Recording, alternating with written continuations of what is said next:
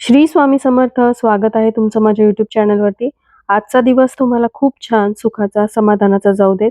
हीच मी स्वामींच्या चरणी प्रार्थना करते आणि आजच्या या नवीन व्हिडिओला सुरुवात करते. अंगारकी विनायक चतुर्थी हा योग वारंवार येत नाही. मंगळवारी चतुर्थी आली की अंगारक योग जुळून येतो. याबाबत गणेश पुराणात संदर्भ आढळून येतात असे सांगितले जाते. अंगारक म्हणजे मंगळ ग्रह जो निखाऱ्यासारखा लाल भडक दिसतो. त्याने भारद्वाज ऋषीकडून गणेश मंत्र घेतला आणि गणरायाची उपासना केली. त्याच्या उपासनेवर प्रसन्न होऊन बाप्पाने त्याला आशीर्वाद दिला की माझ्या जन्माची तिथी चतुर्थी होती, म्हणून मंगळवारी येणारी चतुर्थी तुझ्या नावाने अर्थात अंगारकी चतुर्थी म्हणून ओळखली जाईल. अमंगळ समजल्या जाणाऱ्या मंगळ ग्रहाला ज्या वरदविनायकाने पावन केले, त्या विनायकाने आपलाही उद्धार व्हावा या हेतूने अंगारकी चतुर्थीचे व्रत केले जाते.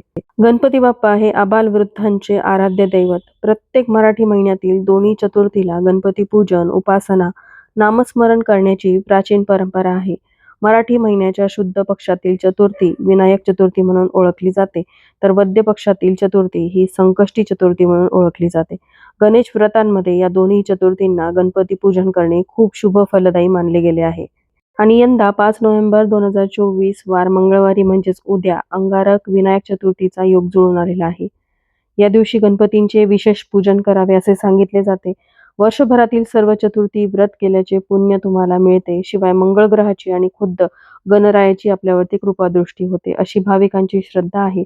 तसंच या दिवशी काही सेवा व उपाय देखील केले जातात. तर असाच एक उपाय मी आजच्या व्हिडिओमध्ये शेअर करणार आहे. या उपायामध्ये उद्या आलेल्या अंगारक विनायक चतुर्थीच्या दिवशी आईने मुलांसाठी 108 मुगाच्या दाण्याचा उपाय गणपती बाप्पांसमोर करायचा आहे. हा उपाय केल्याने मुलांवर येणारी सर्व संकट, विघ्न दूर होतील आणि त्यांची अभ्यासामध्ये, नोकरी व्यवसायामध्ये प्रगती व्हायला लागेल. हा उपाय कशा प्रकारे आणि कुठे करायचा आहे याविषयीची संपूर्ण माहिती जाणून घ्यायची असेल तर व्हिडिओ स्किप न करता शेवटपर्यंत बघा. चॅनलवरती पहिल्यांदा आला असाल तर नक्की सबस्क्राईब करा आणि असेच नवनवीन माहितीपूर्ण व्हिडिओ बघण्यासाठी बेल आयकॉनलाही क्लिक करा. त्यामुळे जेव्हाही मी नवीन व्हिडिओ अपलोड करेल तेव्हा त्याचं नोटिफिकेशन सर्वात आधी तुम्हाला मिळेल आणि तुम्ही एक पण व्हिडिओ मिस करणार नाही. प्रत्येक महिन्यामध्ये 2 चतुर्थी तिथी येतात. मग ती संकष्टी चतुर्थी असेल किंवा विनायक चतुर्थी असेल. या दिवशी श्री गणेश तत्व हे 1000 पटीने जागृत असतं आणि यामुळे तुम्ही या दिवशी ज्याही सेवा उपासना करता त्याचं तुम्हाला फळ मिळतं आणि तुम्हाला, तुमच्या कुटुंबाला त्याचे लाभ देखील होतात. आता जर तुमची मुलं अभ्यासामध्ये खूप मागे पडलेली असतील, केलेला अभ्यास त्यांच्या लक्षात राहत नसेल किंवा एखादी मुलं खूप हुशार असतात, अभ्यास देखील करत असतात, पण बऱ्याचदा खूप प्रयत्न करून, कष्ट घेऊन, मेहनत करूनही त्यांना म्हणावं तसं त्यांच्या परीक्षेमध्ये, त्यांच्या कार्यामध्ये यश मिळत नसेल, त्यांची प्रगती होत नसेल.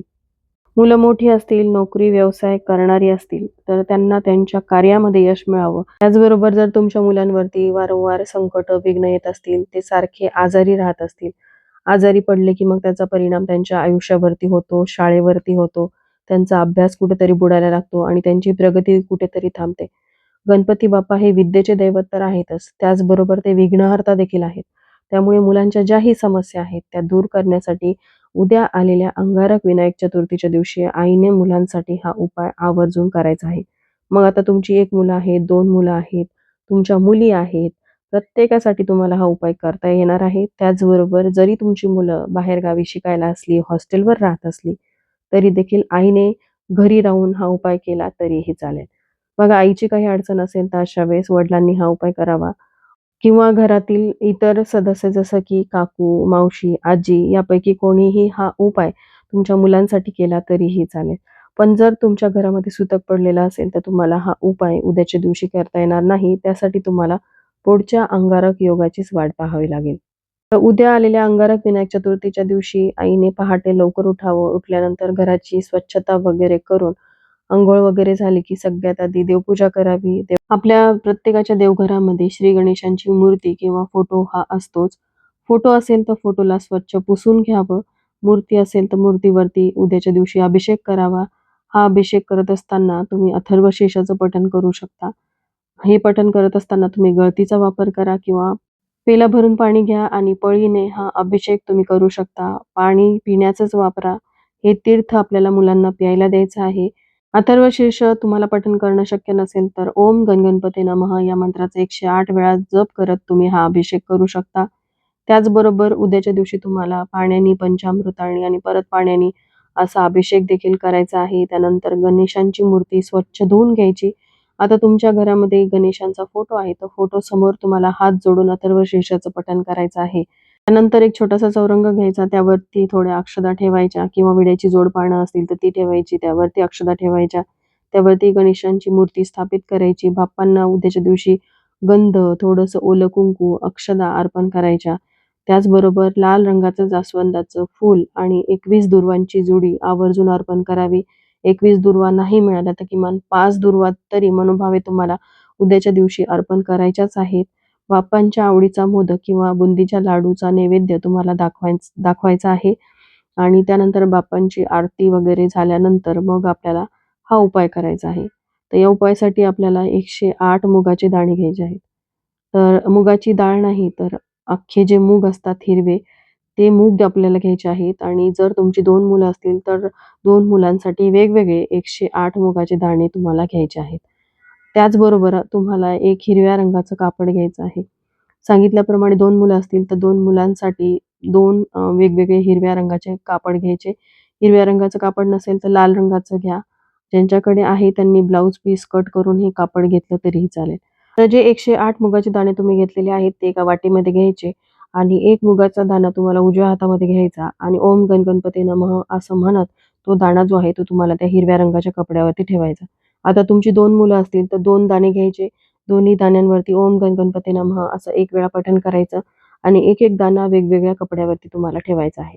असं करत तुम्हाला 108 वेळा या मंत्राचा जप करत त्या 108 मुगाच्या दाण्यांना अभिमंत्रित करून त्या हिरव्या रंगाच्या कपड्यावरती ठेवायचं आहे.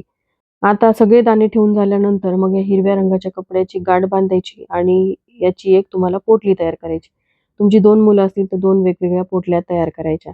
आता या पोटलीचं तुम्हाला काय करायचंय? आता जिथे तुमची मुलं अभ्यास करतात, जी अभ्यासाची त्यांची खोली आहे, तिथे तुम्हाला त्यांच्या उशीजवळ ही जी पोटली आहे ती रात्रभर ठेवायची आहे. म्हणजेच उद्या मंगळवारी विनायक चतुर्थीच्या दिवशी रात्रभर ठेवायची आहे. आता तुमची मुलं हॉस्टेलवर असतील तरी देखील त्यांचं जिथे कुठे ते सामान ठेवत असतील, त्यांचा फोटो वगैरे असेल, तर त्या फोटो फ्रेम समोर तुम्ही ही वस्तू ठेवू शकता किंवा त्यांचे कपडे वगैरे असतील, तर त्या कपड्यांजवळ तुम्ही ही वस्तू म्हणजे ही पोटली ठेवू शकता. आता दुसऱ्या दिवशी म्हणजेच अंगारक विनायक चतुर्थीच्या दुसऱ्या दिवशी बुधवार येतो. या दिवशी आपल्याला सकाळी अंघोळ वगैरे झाली, की देवपूजा वगैरे करून घ्यायची आहे. त्यानंतर ती पोटली आपल्याला उचलायची आहे आणि ही पोटली घेऊन आपल्याला जवळच असलेल्या श्री गणेशांच्या मंदिरामध्ये जायचं आहे. सोबत जात असताना तुम्हाला एक लाल रंगाचं जास्वंदाचं फूल घ्यायचं आहे, दुर्वांची जुडी घ्यायची आहे. एक मातीचा दिवा घ्यायचा, यामध्ये शुद्ध गाईचं तूप आणि एक फुलवात घालायची आहे आणि हे साहित्य घेऊन तुम्हाला मंदिरामध्ये जायचं आहे. तिथे गेल्यानंतर तुम्हाला श्री गणेशांना हळदी-कुंकू, अक्षदा अर्पण करायच्या. लाल रंगाचं जास्वंदाचं फूल, दुर्वांची जुडी अर्पण करायची आहे आणि तुपाचा दिवा तिथे प्रज्वलित करायचा आणि हे 108 दाण्याच्या मुगाची पोटली जी आहे, ती बाप्पांच्या चरणी अर्पण करायची आहे. तिथे जर पुजारी असतील तर पुजाऱ्यांच्या हाताने तुम्हाला ती अर्पण करायची आहे. दोन्हीही पोटल्या तुम्ही तिथे अर्पण करू शकता, जर तुम्ही 2 मुलांसाठी हा उपाय करत असाल. त्यानंतर तुम्हाला घरी यायचं आहे, हातपाय वगैरे स्वच्छ धुवायचे. देवघरातील बाप्पांचं दर्शन घ्यायचं आणि तिथे एक शुद्ध गाईच्या तुपाचा दिवा लावायचा आणि मनोमन तुमच्या मुलांच्या इच्छा, मनोकामना पूर्तीसाठी प्रार्थना करायची आहे. आता तुम्हाला श्री गणेशांच्या मंदिरामध्ये जाणं शक्य नाही झालं, तर अशा वेळेस काय करायचं? ते मुगाचे दाणे तुम्ही तसेच घरी ठेवू शकता आणि जेव्हा केव्हा तुम्ही श्री गणेशांच्या मंदिरामध्ये जाल, मग ते संकष्टी चतुर्थीच्या दिवशी असेल किंवा बुधवारच्या दिवशी तुम्ही मंदिरात जाल, तेव्हा ते बाप्पांच्या चरणी तुम्हाला अर्पण करायचे आहे. तर चला याबरोबरच आजचा हा व्हिडिओ मी इथं सेंड करते. व्हिडिओ आवडला असेल, थोडा जरी हेल्पफुल वाटला असेल, तर लाईक, शेअर, सबस्क्राईब करा. श्री स्वामी समर्थ.